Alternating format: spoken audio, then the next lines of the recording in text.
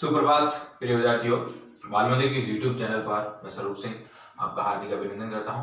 प्रिय विद्यार्थियों, हम लगातार कक्षा 12वीं के अध्याय 8 विज्ञापन को पढ़ रहे थे।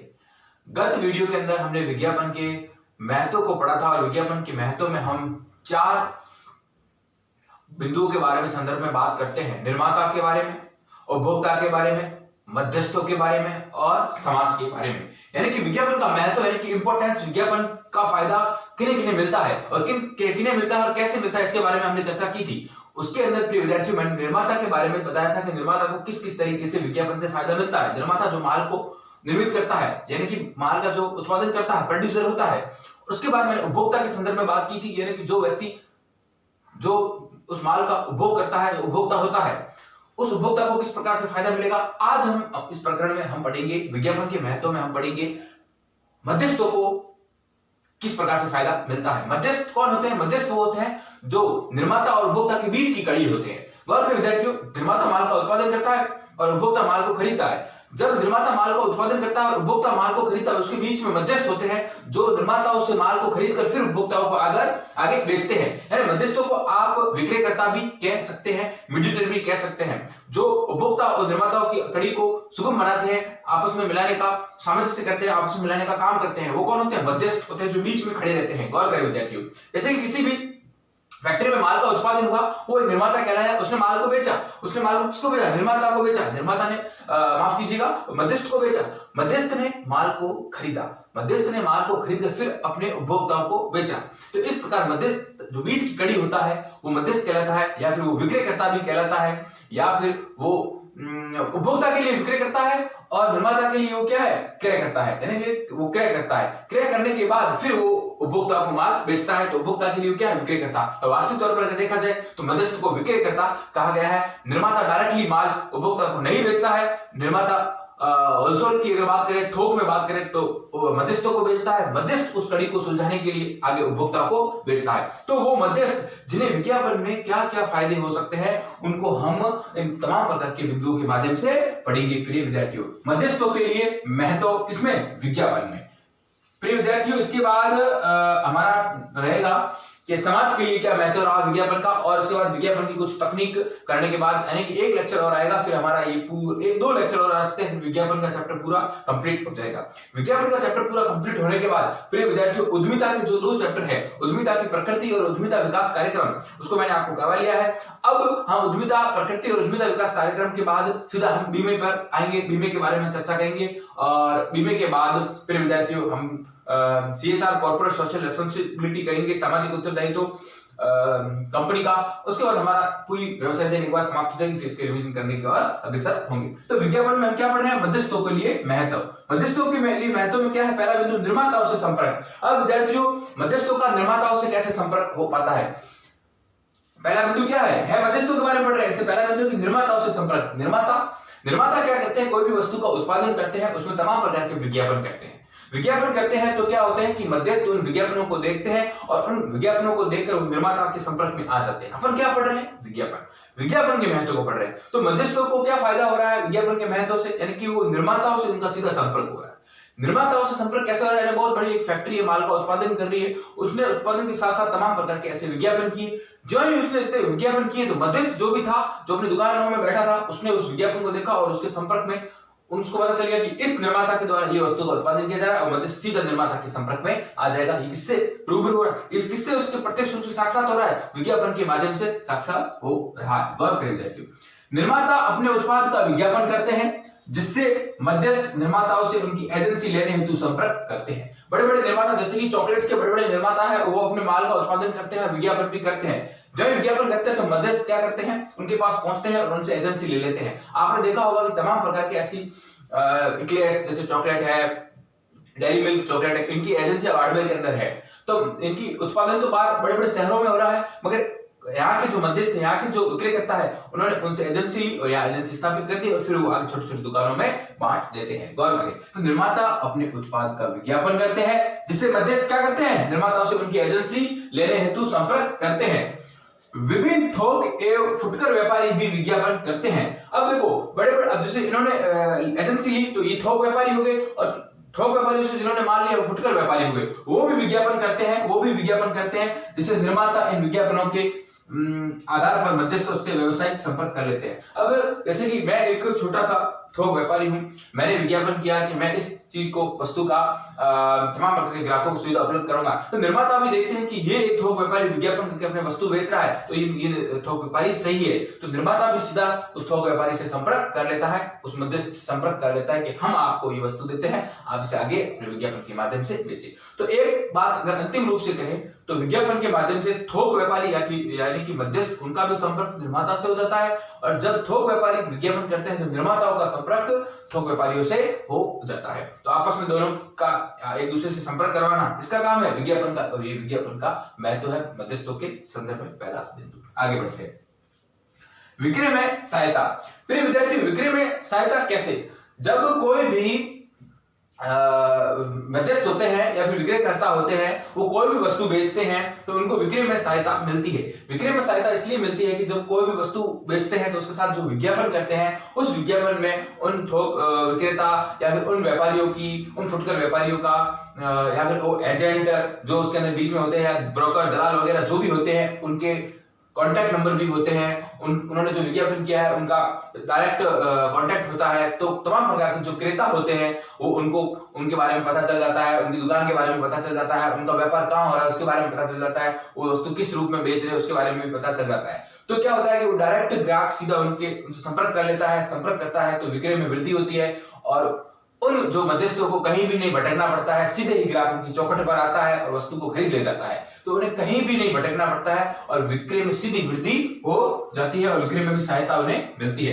गौर करें विद्यार्थियों, विज्ञापन में वस्तु के डीलर, कोई वस्तु का जो डीलर है या एजेंट है या थोक व्यापारी है आदि का उल्लेख होता है। कोई भी विज्ञापन जब होता है तो उसमें थोक व्यापारी का भी उल्लेख होता है,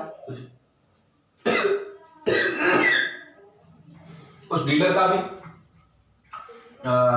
उल्लेख होता है, थोक व्यापारी का भी उल्लेख होता है, तमाम प्रकार के उल्लेख होते हैं। इससे ग्राहक मध्यस्थों के पास स्वयं आ जाते हैं, क्योंकि उनका उल्लेख होता है तो ग्राहक सीधा ही डायरेक्ट मध्यस्थों के पास आ जाते हैं।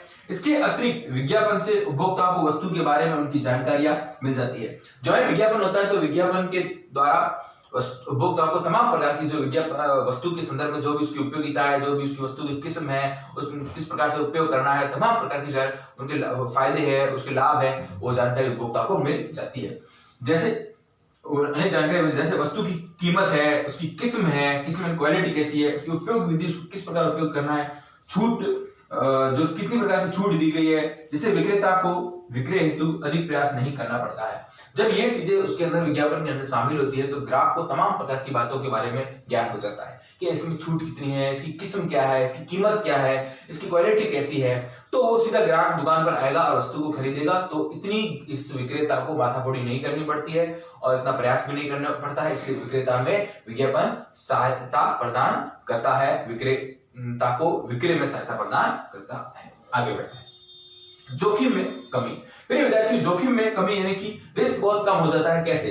विज्ञापन के प्रभाव में मध्यस्थों का माल शीघ्र ही बिक जाता है। ये विज्ञापन अपने प्रभाव से जो मध्यस्थ होते हैं, जो विक्रयकर्ता होते हैं, उनका माल शीघ्र ही बिकवा देता है, अथवा विक्रेता को फैशन में परिवर्तन आदि से माल के बेकार हो जाने का भय नहीं रहता है। जैसे कि आपको मैं बताऊं कि मैं एक थोक फुटकर व्यापारी हूं। मैंने क्या किया, तमाम प्रकार की ऐसे सर्दियों के मौसम में मैं स्वेटर लेके आया या फिर जैकेट लेके आया।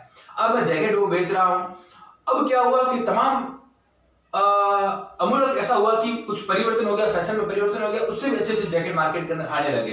तो सीधी सी बात है, लोग उस तरफ बढ़ेंगे। मगर विज्ञापन एक ऐसा होता है कि सीधा कस्टमरों से संपर्क करवाता है और कस्टमर उस विज्ञापन को देखकर आपने जो वस्तु लेके आए थे उस वस्तु आपकी फटाफट बिक जाती है। भले ही फैशन में परिवर्तन आया, तब तक आपकी वस्तु जो आप लेके आए थे निर्माताओं से आपकी बिक जाती है। लोग फैशन वाली वस्तु लेंगे मगर फैशन की वस्तु से पहले ही आपकी वस्तु बिक जाती है। वो कैसे बिकती है? वो सिर्फ विज्ञापन के कारण ही बिकती है और ये जोखिमों में आपको कमी करता है। तो विज्ञापन के प्रभाव में मध्यस्थों का माल शीघ्र ही बिक जाता है, अतः विक्रेता के फैशन में परिवर्तन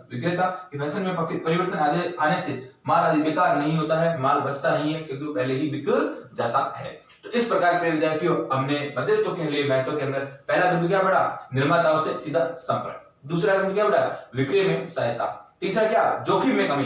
अगर निर्माताओं से संपर्क होगा तो विक्रेता में सीधी सहायता होगी, विक्रेता में सहायता होगी तो जोखिमों में कमी आएगी। अब जोखिमों में कमी आएगी तो अस्वस्थ प्रतिस्पर्धा का भी अंत होगा और विक्रेताओं को प्रोत्साहन मिलेगा। इसके बारे में आगे बढ़ते हैं।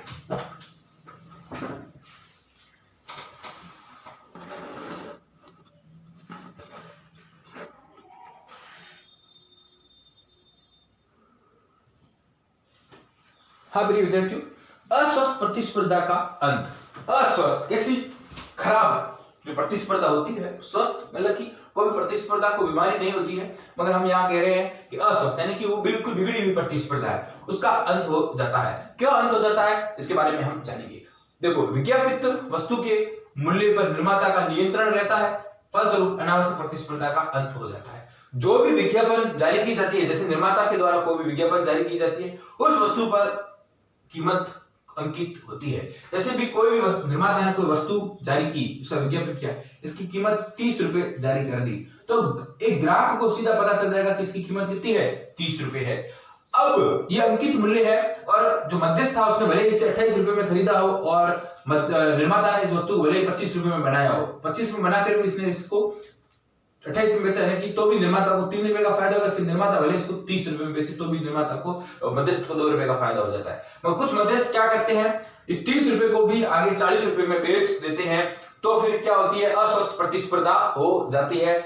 और इस अप्रतिस्पर्धा को रोक लगाने के लिए निर्माता का पूरा नियंत्रण होता है। निर्माता विज्ञापन के साथ ही वस्तु की कीमत को जारी कर देता है और उपभोक्ता को पता चल जाता है, और उपभोक्ता जब भी मध्यस्थ के पास खरीदने जाता है तो अंकित वस्तु पर अंकित जो मूल्य होता है उसके आधार पर वो रेट देकर वस्तु को खरीद लेता है। तो विज्ञापित वस्तु के मूल्य पर निर्माता का बिल्कुल नियंत्रण रहता है, फलस्वरूप अनावश्यक प्रतिस्पर्धा का अंत हो जाता है। जो बेफालतू की जो प्रतिस्पर्धा हो रही है, यानी कोई वस्तु को कम में बेच रहा है, वस्तु को ज्यादा में बेच रहा है, जो एक कंपटीशन माहौल बन रहा है, उस कंपटीशन के माहौल को खत्म कर दिया जाता है और अस्वस्थ प्रतिस्पर्धा का अंत हो जाता है। ये भी मध्यस्थों को भी फायदा मिलता है। इस प्रकार प्रिय विद्यार्थियों, ये प्रतिस्पर्धा का स्वस्थ प्रतिस्पर्धा में बदला जाता है, अस्वस्थ प्रतिस्पर्धा का अंत किया जाता है। विक्रेताओं को प्रोत्साहन।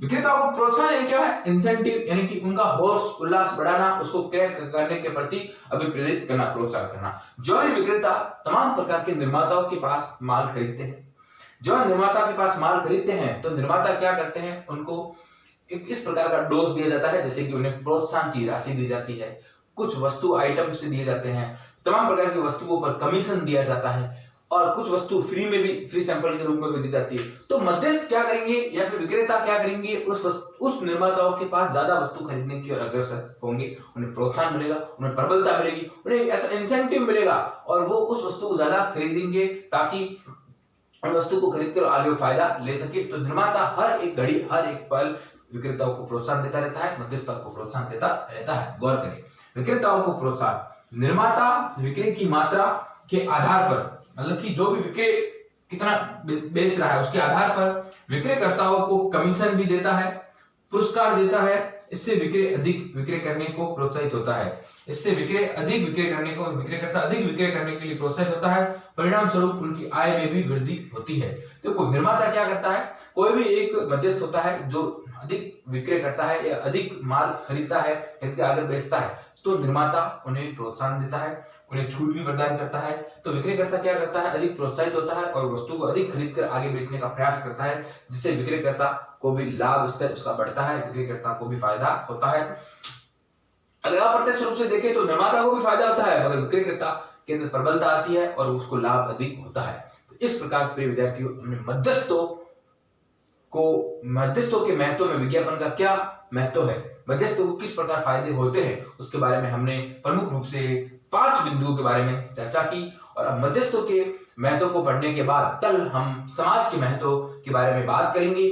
समाज के महत्व को पढ़ने के बाद विज्ञापन की कुछ तकनीक के बारे में चर्चा करेंगे और इनके बाद फिर विज्ञापन का आपका चैप्टर समाप्त हो जाएगा।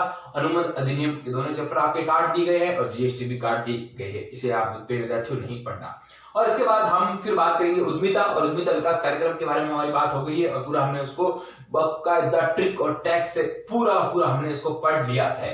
उद्यमिता विकास कार्यक्रम, उद्यमिता की प्रकृति, उद्यमिता की विशेषताएं, उद्यमिता के महत्व को हम जान चुके हैं। फिर हम बीमा पढ़ेंगे, बीमे की विषय वस्तु, बीमे किस प्रकार बीमा आया, और ये तमाम प्रकार की बातों को पढ़ेंगे, बीमे के प्रकारों को पढ़ेंगे, और क्या बीमे में क्या प्रीमियम होता है, इसकी तमाम प्रकार की विषय वस्तु को जानने का प्रयास करेंगे।